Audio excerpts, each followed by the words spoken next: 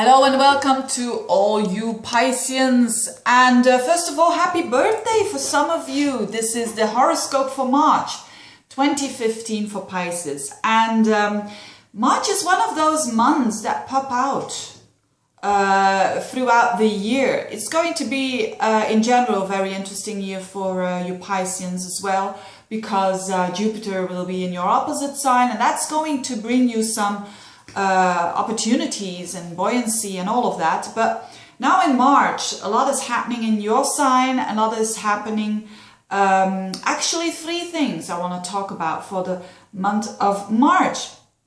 First of all, the eclipse is happening in your sign at the very end, 29 degrees of Pisces. What does it mean for you? Secondly, Mercury in your sign is going to make some very interesting aspects and giving you some clarity for once. I know a lot of Pisceans, they tell me, and I assume it is true, that they understand everybody, but no one understands them, or just a little amount of people. It's not fair, isn't it? Isn't it? It's not only the Pisceans, believe me. But anyways, there's also a third thing that is very interesting, is of course Pluto and Uranus. They are making their last perfect square there, and what does it mean for you? So a lot to talk about, and I start with the eclipse. So eclipses are there, and especially a solar eclipse is the sun and the moon together, and they're going to be together in your sign, 29 degrees of Pisces, and it's going to be an eclipse. And eclipses always means endings, new beginnings, and it means like there is more dynamic, and especially with the Pluto Uranus as well, there's a lot of dynamic during the month of March. Now, interesting, the solar eclipse is on the same point, I mean the 29 degrees is on the same point when last month in February, around the 20th and the 21st of February, that Venus and Mars were on that point. They conjuncted. Remember that I told you in the February horoscopes that Venus and Mars were conjuncting each other in Pisces, and that was around 29 degrees. So have a look at what happened around the time of the 20th of February, because that has to do with what happens in March during the whole month with that eclipse. So Venus and Mars, that was something that was establishing there around February, especially the end of February. Something new establishes because it's in your sign. It has to do with you. It has to do with your path, with your direction. Remember that I told you that. And now there's this eclipse. So on the same particular point. So the eclipse for you has a lot to do with you. But has a lot to do with a new start. It's like you're starting all over again on a very fresh level. And I know that a lot of Pisceans have had to let go of situations or of people in their lives, and that because you've got Neptune in your sign, so that's a lot about resolving as well. Especially people who've got planets between 0 and 10 degrees of Pisces. So that's not always easy, but if things are going away from your life, there is so much more space, and you're in that state now in March that there is so much space for something new. And I always look at the explanation of the astrologer Bernadette Brady. She explains the eclipses. If you want to know more about Sarah's family and eclipses, I'll put a link below, because then you will understand. But this eclipse is a very positive one, and it's all about this. I'm going to read so what she says about the flavor of the eclipse. That's very general, but it's in your sign, so it's very applicable for you. Good news concerning relationships or creative group projects with sudden success, plus a potential for happiness in love. So very positive energy of this eclipse, and especially also with Mercury, because Mercury so the eclipse is around the 20th, and around the same time Mercury will just have passed Saturn and Neptune. So that means that your communications, your skills of communications, your ability to think clearly. I mean, clearly, seeing things, seeing facts, which is Mercury. There are going to be things being way more clear than they used to be. Because always when there is a transit of Mercury, especially now with first touching Saturn and then touching Neptune, and Saturn is in your 10th house of work, so it may have to do with work, but it also may have to do with relationships, because Mercury is the ruler of your 7th house, which is relationships. So work or relationships, or both even.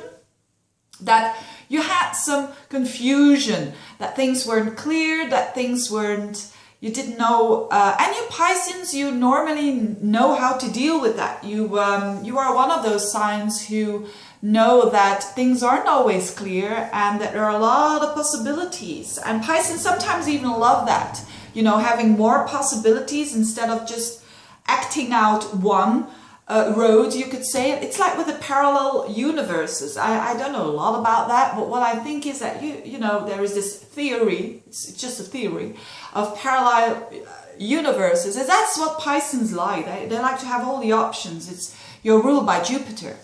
So, but Saturn in your 10th house, it's like it forces you to have one option, to do one thing. So maybe work has been quite heavy on your shoulders, and there has been confusion around that. But whatever it is, it's going to clear up. You're going to know which direction to go, because you have Mercury in your 1st house just bumping into Saturn, which says, hey, this is a restriction, and Neptune, who says this is a bit of confusion. But after the aspect, always after a Saturn aspect, always after a Neptune aspect, especially after a Neptune aspect, there comes the clarity, there comes the clearness. So the meaning of the confusion is to get the clearness afterwards. So you are in that state. A lot of you Pisceans are in that state of clearness around, especially around the 20th. So the eclipse and Mercury there in your sign as well will give you a lot of clearness, of carte blanche, and you can start all over again, and you know where you're heading at. You're not in confusion anymore. Don't we like that all, you know? It's not only Pisceans who want clarity. So you're going to get that clarity for sure, especially around as from the 18th, 19th, 20th of the month. And with all of that, so with things becoming way clearer of what you want to do in life, because it's your 1st house, it's your path, it's your direction. And also the 10th house, your work and your connections with other people as well, because it's the 1st house versus the 7th house, which is your relationships, your contacts with other people one-to-one. They are going to be cleared out. And at the same time, you've got this huge activity going on in your 2nd house, which is for you a very fiery house.